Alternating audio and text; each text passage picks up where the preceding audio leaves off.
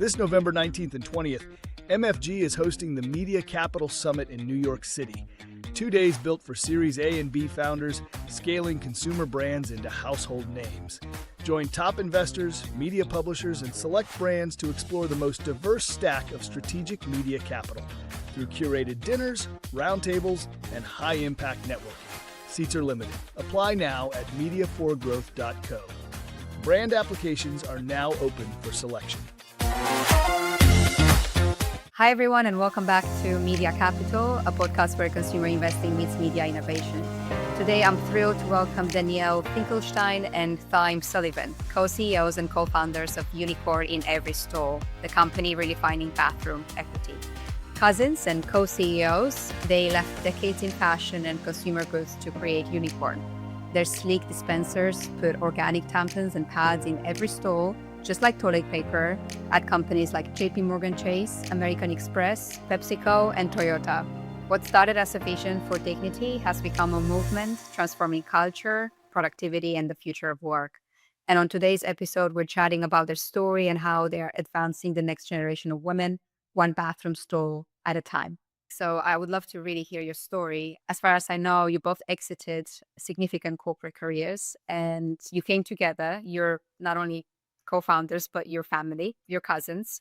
And I want to know, what was that moment when you said we're going to walk from comfortable roles and build this, and how this idea came about, which is brilliant, by the way. Thank you. And that is a great question, one that we get asked a lot, because I was 48 years old when we started this company 7 years ago. So this is very much a chapter 2 for both of us. And we had both come from very big careers and jobs and had worked our whole lives to climb that corporate ladder.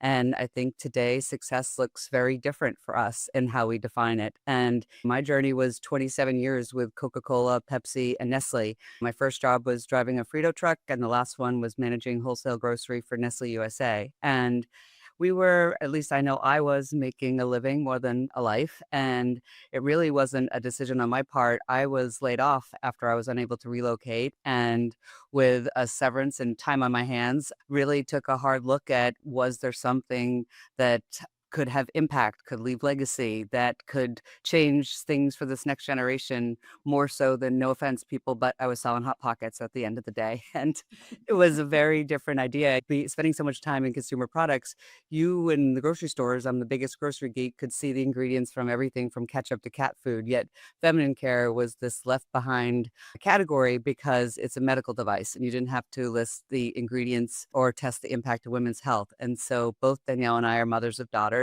And it really started as, how do we make better products for our own daughters, was really the origin of the story. What happened from there was I DM'd Thyme.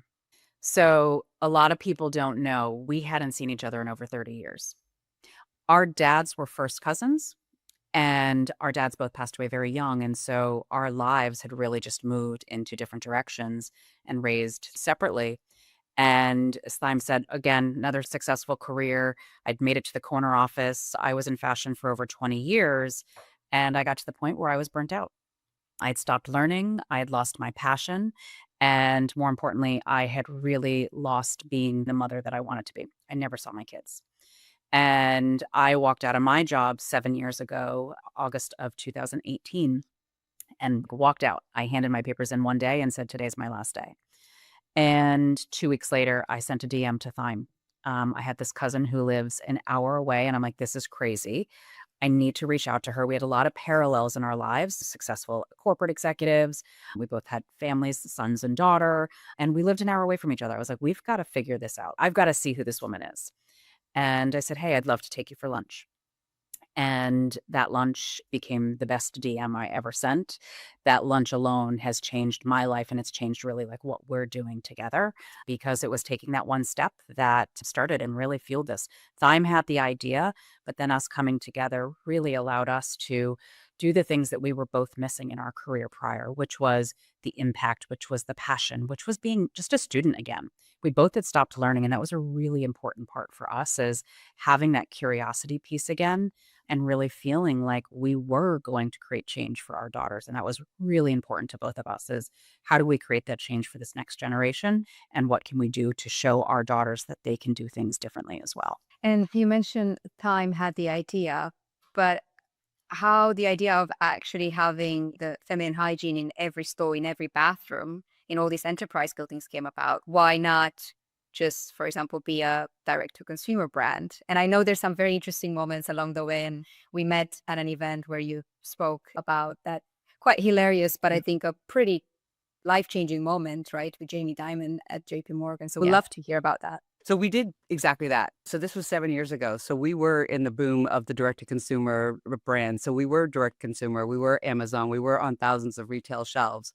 But what we realized, what everything looked like success on the outside, we weren't making the impact that we set out to do. Just putting another organic period product on the shelf in a retail store wasn't going to change girls' lives, no matter how much we donated or what we did. And what we kept hearing over and over again on the bulk side of our business, where we were selling to everywhere from nonprofits and schools and food banks, was we were selling them all these big boxes of loose product. They said, don't you have a dispenser? Because the dispensers that are out there today have not updated since the 80s. They're very big, they're very expensive, they're difficult to install, they're difficult to service. They're either coin operated or jammed or broken. The products that are in them are also from the 1980s. They're giant pads in the box and cardboard applicator tampons. Everyone's like, all of this is terrible. And we were like, oh my goodness, if you looked at our phone feeds, every bit is all of our family and bathrooms. So it really messes with the algorithm on our social media. Everything comes up toilets because we got a little obsessed with how every bathroom, it's always broken. It's always jammed. The Whole Foods near my house needs 4 quarters to get 2 cardboard applicator tampons. It's so insulting. So we saw a real problem, and that is the origin of why couldn't we make a small dispenser with no mechanism that's easy to install that has products that women want to use.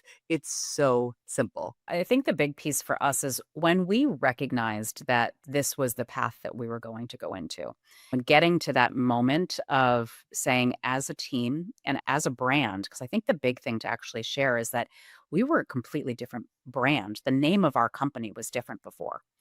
And when we recognized that we were going to go into this space, it was also about making this bold change of we're going to rebrand ourselves, which you guys definitely know about the concept of rebranding and what that can actually do. But we knew that we had to go out there bold and we had to be memorable. And so that's something that Thyme and I, we keep in the back of our minds all the time, is around this memorable piece. And even before getting into the Jamie story, is why we chose Unicorn. And when we were all sitting in the room together and making this decision collectively of, holy shit, we're going to pull out of retail.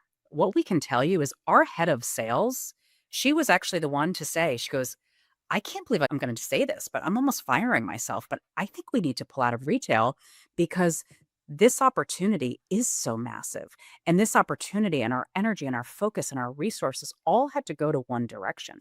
And once we all collectively said, this does have to go into every single stall and has to be in every single bathroom, like that was that shift that we knew in that moment alone that we were going into white space and truly like thinking more like blue. This becomes endless because we think of everywhere there is away from home, the power there is huge. One stat that Thyme and I have really sat back with, and this is a really important number, is when you think of the toilet paper industry, because we always equate ourselves to toilet paper. When women are in a jam and you're in the toilet and you get your period, the first thing that you're using, you're going to use toilet paper. Because I think we all have a story. We've all MacGyvered our toilet paper. We've all turned it into a pad. We've figured it out. And when we really dug into it and we said that we had to be that everywhere there is toilet paper, what we needed to understand was the toilet paper industry.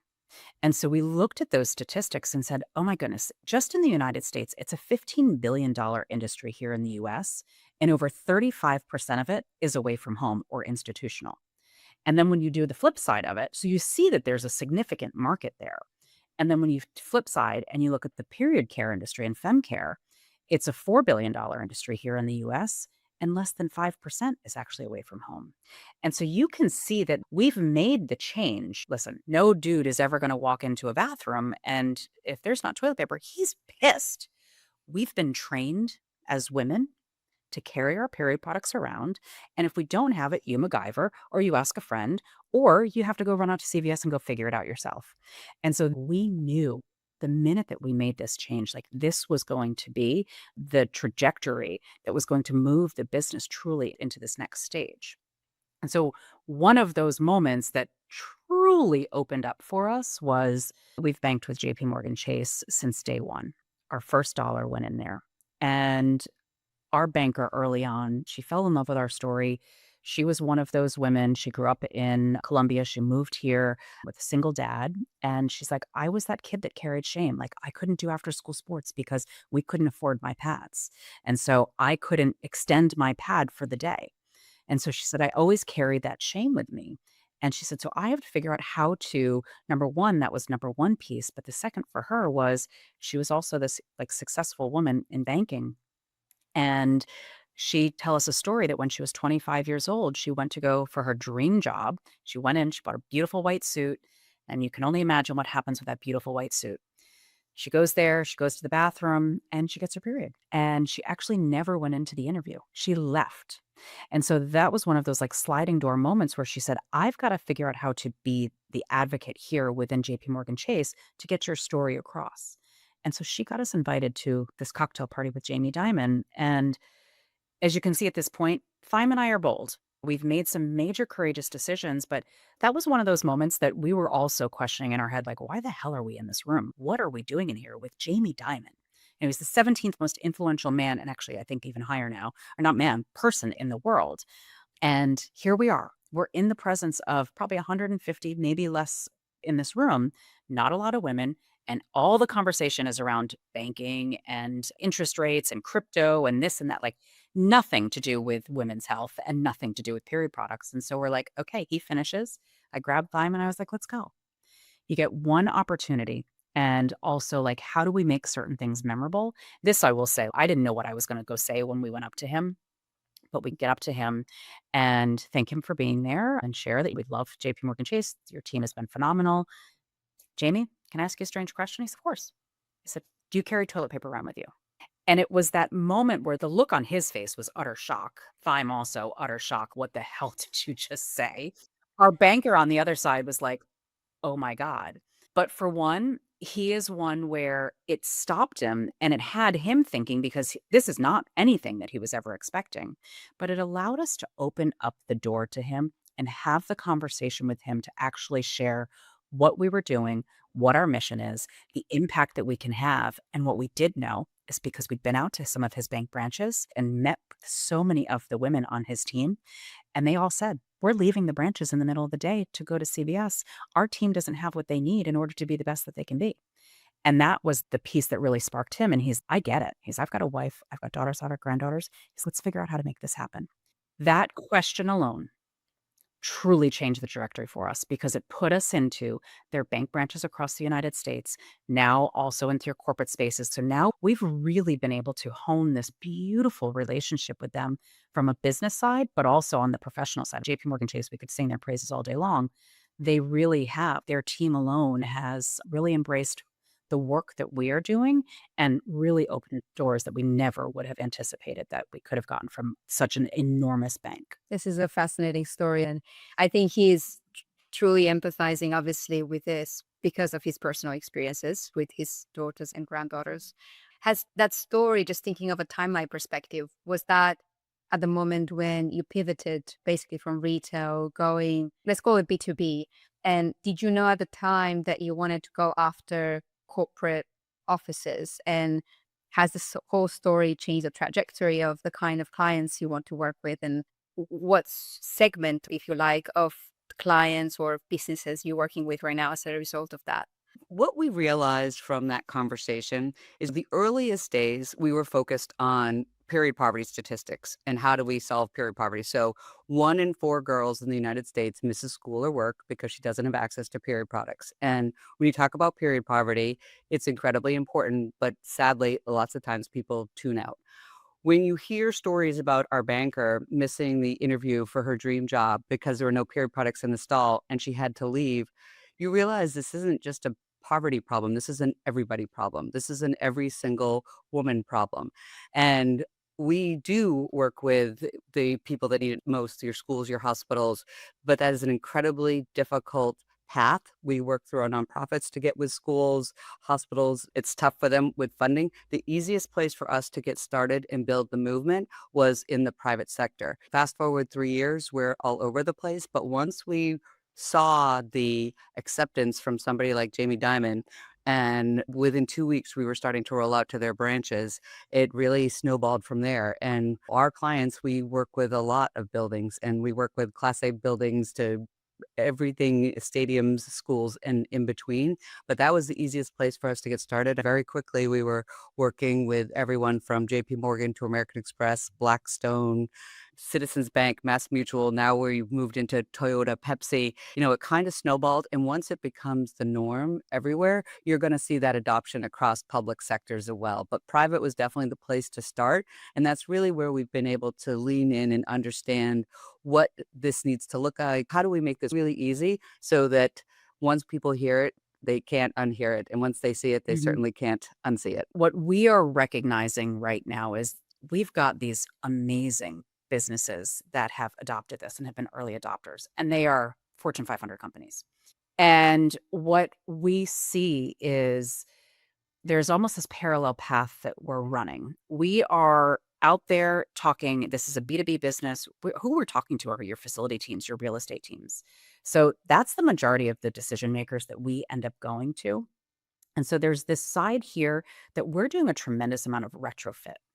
And so we can get ourselves out there, we can share this with these folks, but there is a major education that needs to actually be happening and an awareness that needs to be happening that there's actually another solution that's out there that is simple. More importantly, also, because this does matter in this fight of all of these buildings, because they all have FOMO of one of another. Everyone's trying to keep up with the Joneses and have the better building over the better building and the better building and all the amenities that you could imagine. We are really trying now to raise awareness that there is another solution and that there is something that is modern and discreet and simple.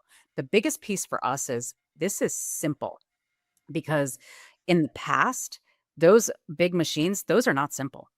Even just to refill those machines, we've been able to quantify as a team that we are saving the janitorial teams over 15 hours per year per bathroom by switching over to our product. Because the old stuff you've got to put through one at a time and then you got to unlock them and you got to do all that. Ours are cartridges.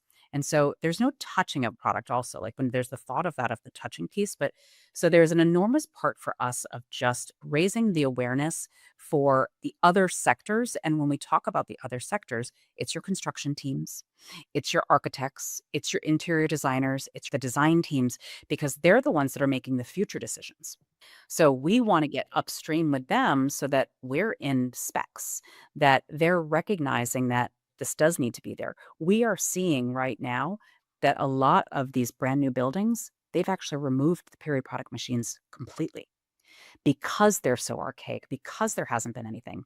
And in our mind, it's painful because when you think about it, we're going back 40 years. Now they've just removed it. Instead of even having the crappy shit that's there, they've now just removed it. Yes, it now allows us to come in and be like, okay, we've got a great solution. But there's this dynamic that we're having as we're building the business in this sort of stage that we're at is really understanding how do we continue to get out to these corporations that where we can retrofit. But then the other side is how do we really start to educate to the people that are going to be the decision makers for the future of buildings and what those look like. The only thing I would add to that too is, and we don't give it enough credit, but not only are we providing a simple solution with dispensing that's really easy to service, but our products are also organic and they're the products that you would use at home. And the tampons are plant-based applicators that are just like the plastic, but they are much more sustainable. They care the most in those buildings, not just about labor, but also about waste. There's no reason pads should be in an extra box or an extra cardboard tube, or that it should be a cardboard applicator tampon.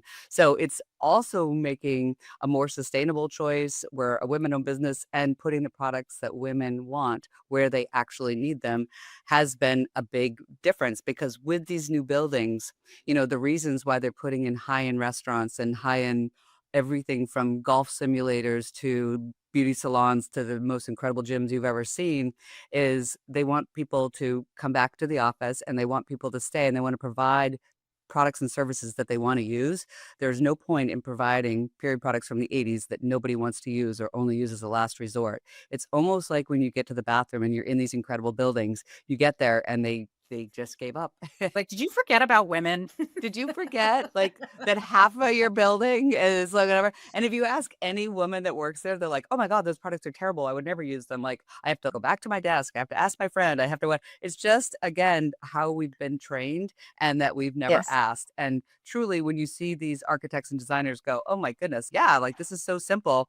It's incredibly simple. We just didn't know that this was an option." You're mentioning about the education piece, but I think there's also a unlearning to be done in a way. And I would argue that it's a brilliant story for an actual brand, national brand campaign, because you need to touch the people working in those offices. You need to touch the people that are essentially fundamentally cleaning those bathrooms, because they are the influencers that are going to bring this forward to whoever makes the decision. I love that, Diana, because the other part is then there's the end user, which is the Yes. three of us as women. We actually have three different audiences that we are addressing at all times. And so that's even the dynamic of us and being a startup and thinking about how do we get to, because what we're starting to see is this beautiful groundswell of these women who are like, wait a second, there's something out there that this can actually be in every stall. And the funnier part is for me and Thyme is we now get texts from friends and people that we don't really know, but they'll be like, every time I walk into a bathroom now, I think of you. And I'm like, okay, all right, listen, totally fine. That's totally fine. And they send pictures. Made it. It's be top of mind for folks because they're like, why hasn't this been done? And True. so we're trying to figure out how to really take the power of those women's voices now to also be part of some of that decision making for us and get Yeah. that flywheel moving faster, because they're the ones that can then be out there and go to their companies and be like, why don't we have this? This is crazy. Exactly. And so that's really the dynamic that we're also sitting in. Absolutely. We're talking about New York or California. Probably you've seen the recent news. I think the California governor that, reduced or removed actually the tax on feminine hygiene products altogether. But then I'm thinking about just places outside metro areas, places that are, Oh, yeah. maybe more rural or local. It's not so easy to travel. I think that's really not the low-hanging fruit, but I think the people that necessarily need the most what you're building. And I'm curious, you talked about design and you talked about the store. Have there been iterations of the final design or the final product that we're seeing right now in the bathrooms? And walk me through it. Like, what sort of changes and what made you or what informed you to make those changes along the way? I mean, when we first started putting them in every stall, it was an acrylic dispenser, a peel and stick. So super simple, and you can see the product. And that was really our proof of concept. We needed to prove, does this work in the stall? Can we make it really easy? We wanted people to see it and recognize it. What has evolved is we still have the acrylic version because we use that for temporary installations everywhere. We were just at the US Open. We have done events everywhere up to and including the Marriott Marquis in New York City, and we are putting them on construction sites for women in the trades. So that is our on-the-go solution. But the Class A buildings and high traffic areas, they wanted a stainless version. So we have a stainless version. And when that first came out, you would assume that it's going to, again, require tools and start to slide back towards being complicated or a barrier to entry. We've made a partnership with 3M and sent our dispensers off to 3M school and tested every different environment and surface that a bathroom dispenser can be on. And we have a 3M adhesive that is incredible. It's the same stuff they put the trim on your car. It's unbelievable that we have 2 strips on the back. Even the stainless steel can be peel and stick. So you can install this dispenser in seconds. It fits in seamlessly into your bathroom with your other fixtures. And we've also developed a closed top that if anybody has a super high traffic area as a deterrent for people going into the product. But it has evolved quite a bit. And the reason it has is because we listen. We're continually speaking to the companies that we service, the janitorial companies that service them, the building owners, the facility managers. And overwhelmingly, this is a solution that works. And it was really easy to make it fit in with their bathrooms by just changing the materials so that it fits in with the aesthetic in the most beautiful buildings everywhere across the country. Yeah, and we can even do custom. I mean, that's actually something that's been Yeah. exciting as well, is that you're starting to see all of the fixtures, the color of fixtures changing within bathrooms as well. And so because of the manufacturing and the manufacturer that we are partnering with, they can do that. And so they can powder coat it that can be specific to the colors that these folks actually want. So again, coming to the aesthetic, because that is so important to a lot of these buildings, we tie right in. And so it feels like it always actually belonged there. Well, and the last thing I would add is one of the companies we greatly admire is XL Dryer. Accelerated hand dryers are in every bathroom across the country, and they've done a really good job with their custom options for their customers. And we have found customers such as the Boston Convention Center and Pepsi that want to put wraps on them talking about their goals with sustainability and supporting women and having, organic products that they're offering. And so it's really turned into an interesting way for companies also to communicate what's important to them and how we tie into that so they can see the efforts that they're making towards their ESG goals and their wellness and employees. I was about to say, you are essentially turning into an out-of-home company and supporting those Yes. clients or partners that share your mission, which is I think from a business perspective, I'm sure that's very exciting for you as well. This opens up a whole commercial avenue, if you like. We talked about the idea and the company, and I would love to talk about you too, because you do have a very unique energy. I think you complement each other really well. And I haven't had actually two guests up to this point to also be family and work together so closely. And I'm curious, how do you manage the roles? How do you manage decision making between you two? And essentially, what practices have you built along the years so that it's family time, but it's also when it comes to business, and what keeps you motivated and resilient? I'm very curious about those dynamics. I will tell you, Thyme is the sister I never had.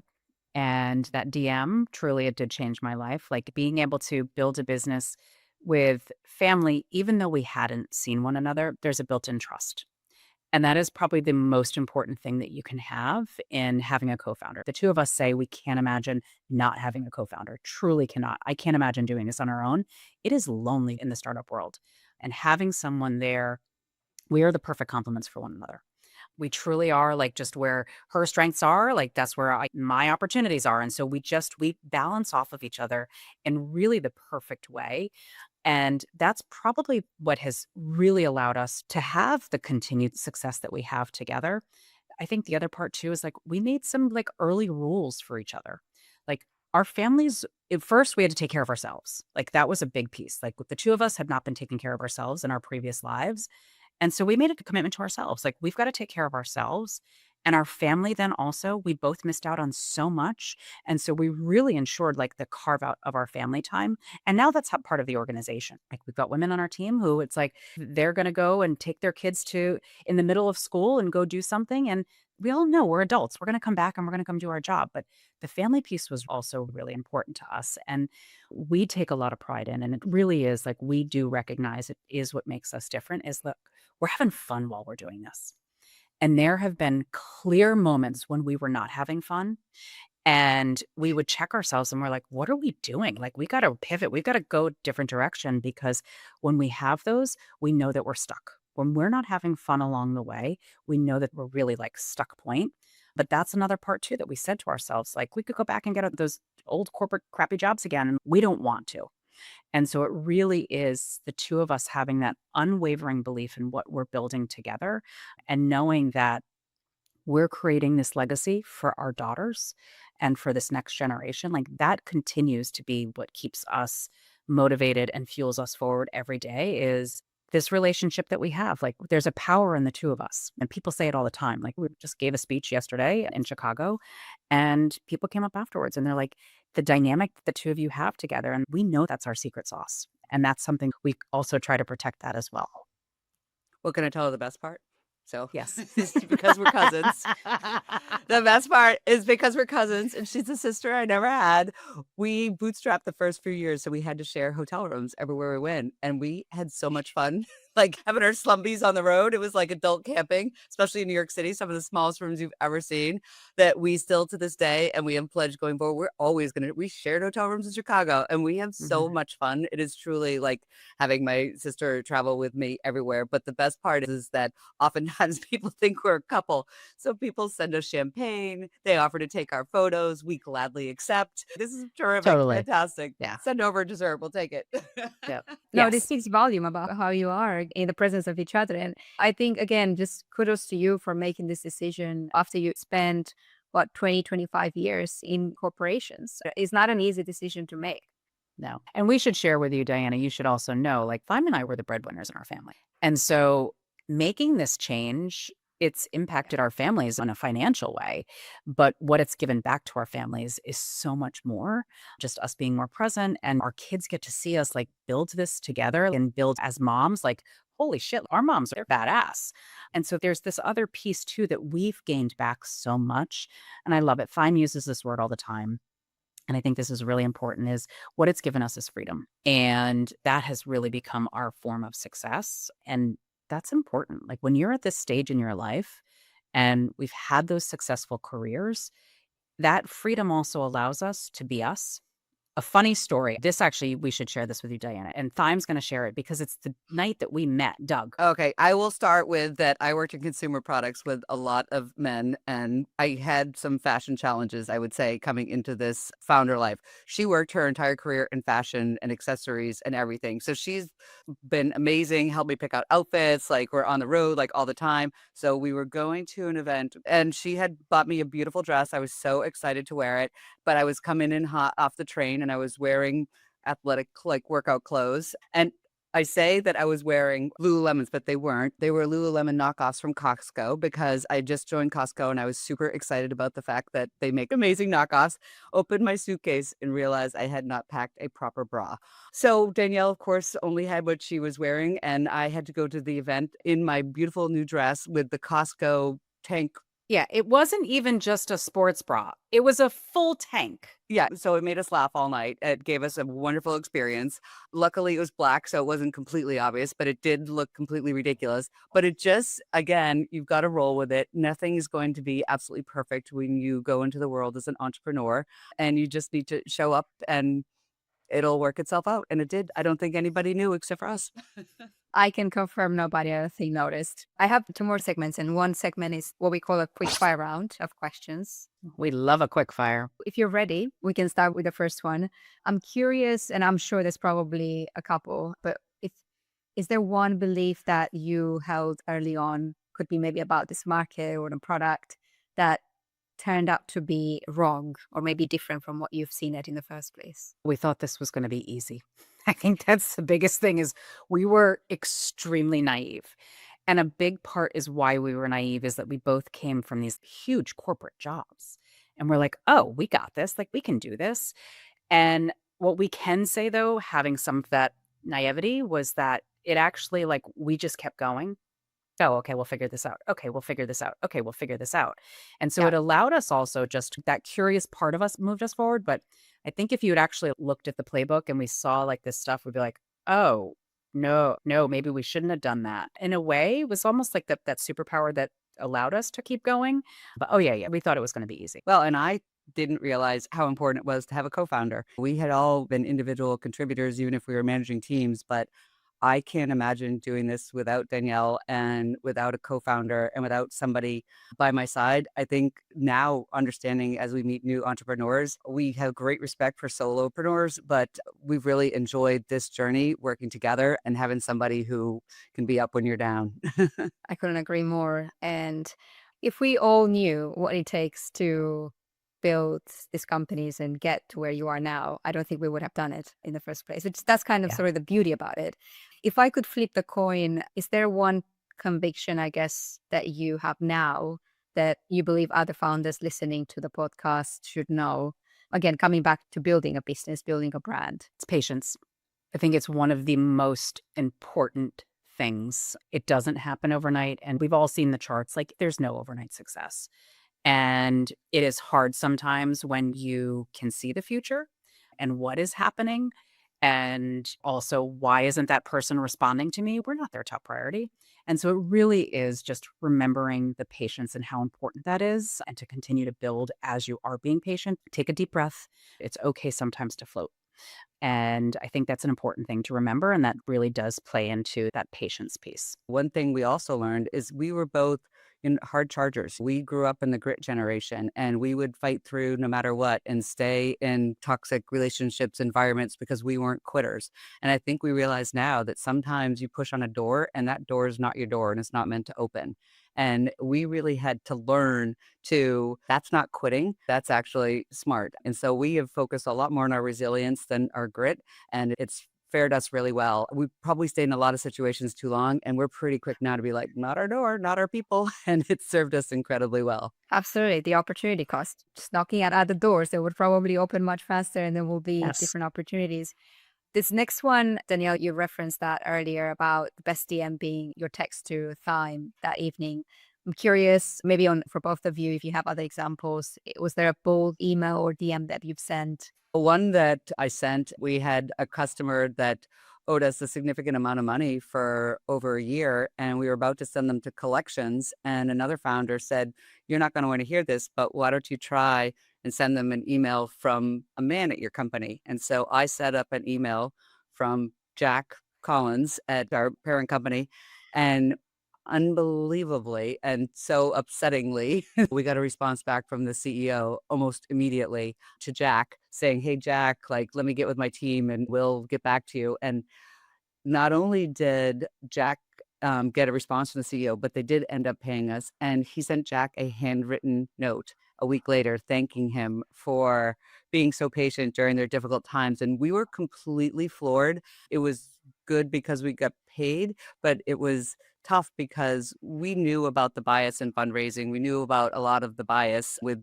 female founders and women in business, but we had no idea how deeply rooted and unseen some of the bias truly is. And that is a true story. And if it didn't happen to us, I don't know if we would believe it, but that was a bold DM. Jack still works for us. He's our best employee because, well, he costs whatever his email address is every month, I guess. And that's the world we live in. And that's the world we're trying to change for our daughters and this next generation. I just wanted to add that I think until it happens to you, you almost want to reject the idea that the stories are real. And I'm just curious, does the customer actually know the true story? No, they do not, but they will because we talk about it a lot. It's probably going to come out at some point. We use that letter in a lot of our presentations. Brilliant. This is brilliant. Staying on this funny note, is there a favorite reaction that you received from somebody when they heard the brand name, or have they mistaken it for something else? I'm just curious. It's such a unique name. Oh, yeah. So when we first launched, this was almost 4 years ago, we went to what's called and we're a big partner of them now. It's called IFMA, the International Facility Managers Association. There was a global conference. It is like the least sexy conference you can go to. And here we are, we show up as Unicorn. And what we did though, strategically, was to not include anything about our business. So we had a huge booth, we hosted a cocktail party, did all these things to like really make a splash. And people would come up and they're like, "Oh, are you that tech company?" We're like, "No, come on in. Let's tell you what we actually do." And so everyone thought we were a tech company, like for sure. And we're like, "No, like, we're going to tell you what we are and who we are." People ask us all the time too, how did the name come about? When we were doing this whole rebrand, I have a very late obsession with unicorns. Like, it's an adult obsession. So it became on very late. It was after I left my world of fashion.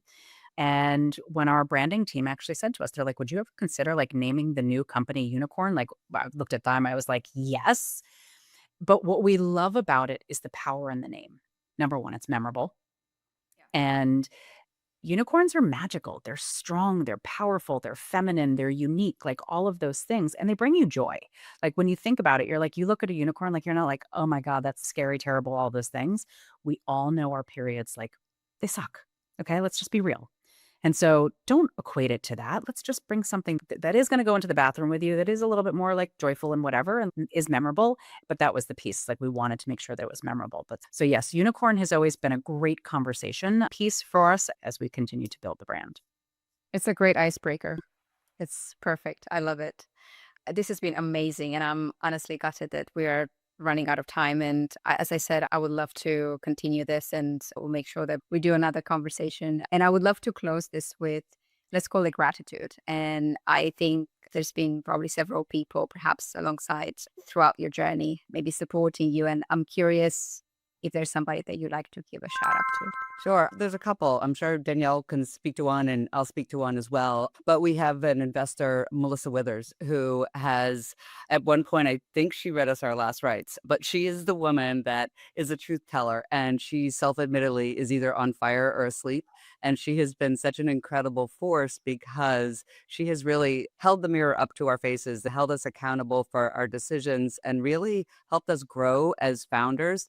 And we'll do things completely out of the box. And for example, most recently, I attended a big venture capital conference, a very invite only. And I was like, this is going to be really weird because it's all tech founders and VCs, and we're not venture funded, but it's a whole conversation for another day. What I left realizing is that when you're a founder, whether you're quantum computing, AI, robotics, whatever, and they were all there, and we're a period product company, that all founders face the same headwinds when starting a company. It doesn't matter if you're tech or product or service. And it was a great equalizer. It was an incredibly welcome community. And she continues to push us out of our comfort zones and push the boundaries, because you're no different as a founder, no matter what it is that you're building. We're all trying to innovate the future. And she's been an incredible force for us in this journey. And I will share mine, which is another investor. And this was early on. So Barbara Clark is an investor who is local to the Boston area, but she invests all over, focuses more on women and diverse business owners.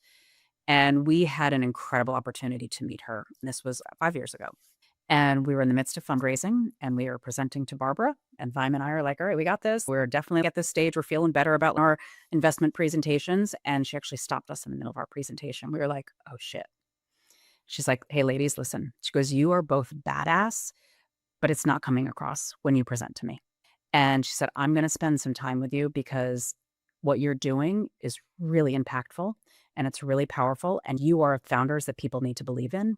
But I'm going to spend some time with you and really like coach you through this. And once we get to this point, then I'm going to open up my Rolodex and I'll be able to really put you out there. And so she did that. She stopped. She saw us for who we were. She helped us. She became that mentor. And then she truly did open up that Rolodex. And what that did is that kickstarted for us, ended up raising $2 million because of her support and really being able to see us as who we were and what we were building. And she's continually been like an unbelievable advisor to us. And she's been an incredible cheerleader. But for her to see that early on, the power of finding folks in your network and finding the right ones is so important. Having a bad egg, particularly on your cap table, is not a good thing. And really just having those ones who they can, as Thyme just talked about, we want the truth tellers. We want the ones that are going to cheerlead for you. And you want the ones too that they are going to help you through some of those hard times and guide you and give you that advice. We get so excited, like just this event we were at just the last 2 days. You're in these rooms with these women that we never would have been in if we were back in our old corporate lives. We get the opportunity to meet just extraordinary women who inspire us in what we're doing and help us fuel us forward. And there's this opportunity just as founders that, you know, when you put yourself out there and you surround yourself with the right people, and also somebody used, I love this term, good people. So it's making sure that you're getting the right people and the good people around you. It truly can make a significant difference. I completely agree. And I think having those strategic people along the way, that makes a huge difference. And if you can not raise from VC funds, that's better. Weirdly saying that out loud. I want to finish on a note asking you what's next for Unicorn, because your addressable market is massive. Your mission is to have or conquer essentially every bathroom stall one at a time. Are we talking geographical expansion, product, new verticals? What's next? It's period products in every stall, everywhere, away from home. It's so simple. This is truly what we say is our legacy, is that every woman and girl is never going to remember a time when there weren't period products in a bathroom stall. That is what we are doing, and that's this generational change that we are creating. This needs to happen everywhere. Again, particularly here in the US, no man is ever thinking about their toilet paper. So we've got to shift that dynamic here in the States. And this is absolutely a global expansion. There is so much opportunity here. And it's just one of those things that this is a market that it's been addressed, but it's been addressed in a very archaic, man-like way.